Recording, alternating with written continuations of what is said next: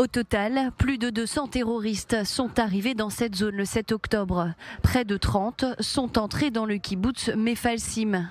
Quelques heures avant les attaques, le bataillon 13 de la brigade Golani opérait déjà dans le secteur, notamment dans la zone dite de la Flèche Noire. Dès le déclenchement de la guerre, des dizaines de terroristes du Hamas pénètrent le territoire israélien en moto, en voiture, en parapente ou même à pied.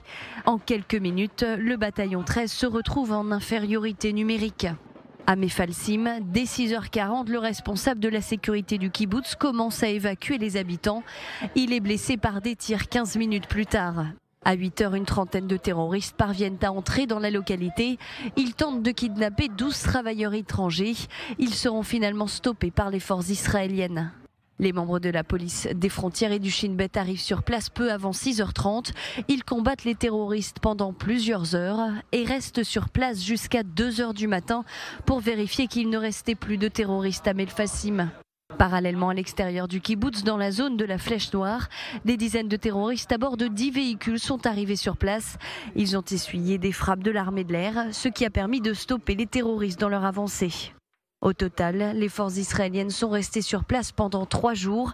Les combats se sont poursuivis dans cette zone jusqu'au 10 octobre. L'enquête établit que Tsahal a échoué dans sa mission de défense du kibboutz de Mefalsim.